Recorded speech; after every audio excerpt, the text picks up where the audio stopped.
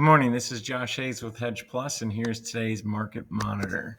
And it's hard to find anything to populate the left column there. As you can see, ethanol production was a little bit of a disappointment yesterday. There was some talk that we might see a all-time record. We did not get that, but we did still set a high for that week of the year. And corn use is still well above the USDA forecast. That's about as positive as I can get for the ethanol report and for the corn market. In Brazil, a slight bit of good news. They are continuing to raise their mandates for ethanol and biodiesel. They raised their ethanol blend from 27 to 30%, and then their biodiesel blend from 14 to 15%. So this will help to put somewhat of a dent into the massive output they've got right now, but and a little bit less will be available for export. Their domestic usage continues to grow, but obviously the rate of the growth of their annual production is increasingly rapidly increasing as well. So that brings us to the other side of the graph here. We've got an estimate out yesterday bringing Brazil's corn crop to 150 million metric tons. That is way above the USDA estimate and well above their previous record, which was 137. I think that is kind of self-explanatory as to why the corn market and honestly all markets are so depressed right now, held back and prices dipping so much. It's something we're just going to have to get used to going forward.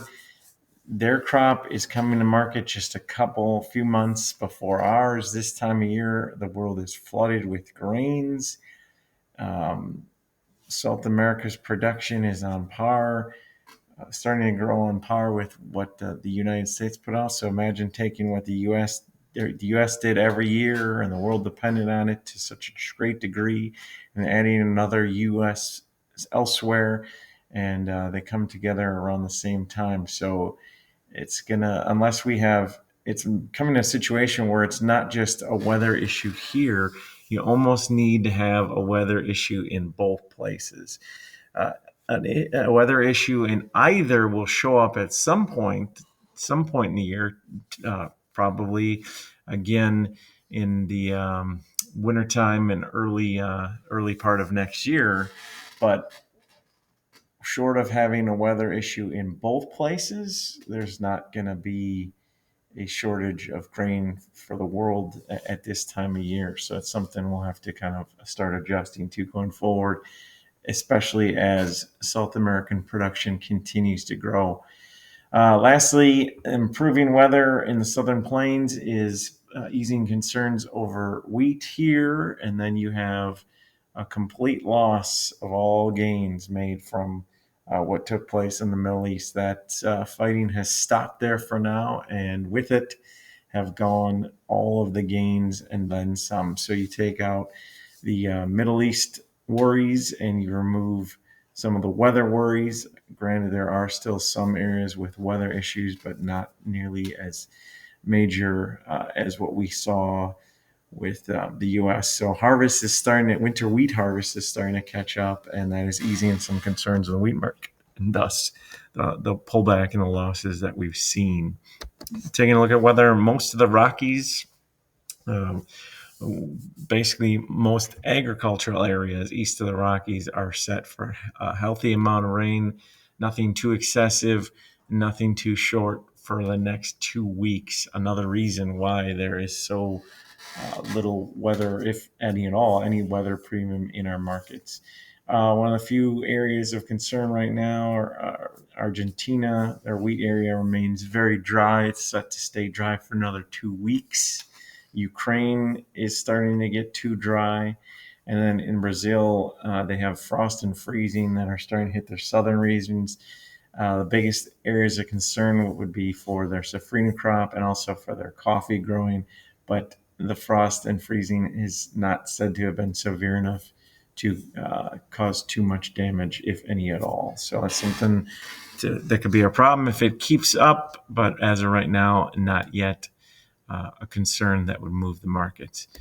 Bringing in these international prices again today, because yesterday I showed you just how much Argentina was below the United States prices. Well, yesterday Argentina had corn at 190 and 60 cents per metric ton, and now you see they've dipped below 190. And with soybeans, they were still above $400 going into yesterday, and now they are now at 395. So the prices there just continue to drop.